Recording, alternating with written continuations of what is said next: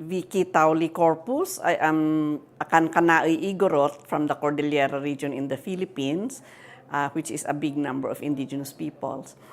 And I am the current UN Special Rapporteur on the rights of indigenous people. The key violation that's related to food is, of course, the violation of the rights of indigenous peoples to own, control, and manage their lands, territories, and resources. In that situation, indigenous peoples are not able to continue producing their traditional foods or perform their traditional livelihoods because they get displaced from their own territories. I've seen how expansion of agricultural plantations have really destroyed the food systems and lands of indigenous peoples. They have been displaced. Or their food systems and the water and soil get contaminated because of, say, mining operations, the excessive use of chemical fertilizers and pesticides. So these are some of the worst cases of violations as far as that is food related. The other one is, of course, related to culture and identity. You know, when indigenous people speak of food, they're not just speaking of it as something that you eat. It's also related to their identities. So you have people who are rice people like us, or corn people like the Maya, you know. So it also destroys undermines the identity, but also the cultures that are related to the production of food. Most of our rituals are linked to when we plant, when we harvest, you know, when we thank the spirits and the ancestors for our food. So it's very much linked to the food system. So if your right to culture, your identity is violated, then of course that follows that those kinds of relationships with your land and territories and your cultures are also destroyed.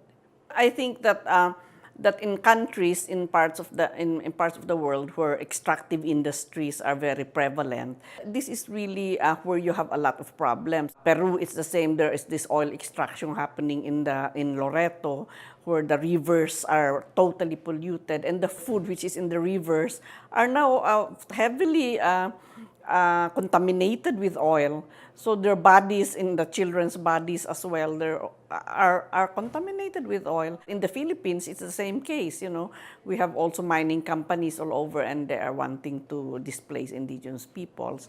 So again, from where I come from, we have the rice terraces where we produce rice. That capacity to be able to produce enough is also very much undermined. First of all, most of the women, indigenous women, are really the domestic food producers, no? They are the subsistence food producers. Their main task usually is producing food for the family, you know, and then when they engage into cash crop, the men take over the cash crop production. But the women really are the ones who ensure that food is made available to their own families. Secondly, they are the seed breeders, no? They are the ones who really take care of the seeds. They are the ones who innovate seeds to adapt to climate change. Like, for instance, when there's a lot of drought, they develop some seeds that will, wherein the rice can flourish, or even when there is too much water, floods. They also are doing that, and they're really the innovators for seeds, and they also exchange seeds, you know. So I think that kind of work that women have done since time immemorial up to the present is very important for seed keeping and breeding. Then, of course, they are also the ones who take care of the water and the soil. No, I mean, if they are the main food producers, they know very well that soil has to really be kept healthy so that they will be able to have healthy food.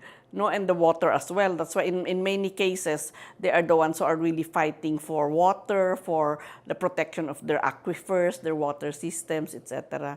And the impact of climate change is very much, it's differentiated for women, you know, mainly because of their roles, no? They are usually the domestic food producers. So if there's too much flood, too much drought, there are all these calamities, then they are the ones who have to think of how to produce and where to get food, you know. So that's one of the big impacts on them. Their capacities as food producers are very much undermined with climate change. Secondly, of course, the traditional knowledge that they have. They are the main transmitters of culture and traditional knowledge to the younger generations. And if that knowledge gets undermined because of climate change, then of course that affects their role in terms of transmitting the cultures. I have met with women from the Pacific who had to leave their communities because of the sinking. Their communities are already sinking, and they have to move to other places. So if you move out from your traditional lands, then of course that affects your role as well. And then finally, I think one of the impacts is really they are the caretakers, they are the caregivers of the young people, the sick, even the people with disabilities. And if there are the adverse impacts of climate change, like there is an increase in malaria because suddenly the forests are gone, or there is a lot of gastrointestinal diseases because the water has been polluted. It's, all these things, they are the ones who have to take care of these children as well as the older people who are brought even to the evacuation sites whenever they have to evacuate because of a typhoon or a flood. No, so those are the differentiated impacts on women. Of course, there are many more, but I think it really affects the roles that they have been playing, and that's very unfortunate. And yet, so we have to really surface very strongly the contributions of women, in terms of mitigating climate change as well. They are the ones who have been fighting against deforestation. I know of many communities where the women were the leaders, and because they care about the forest and they know that cutting the forest will affect climate change. No, so I think they're both suffering adversely, but they're also the ones who are innovating on solutions that can address the issue of climate change.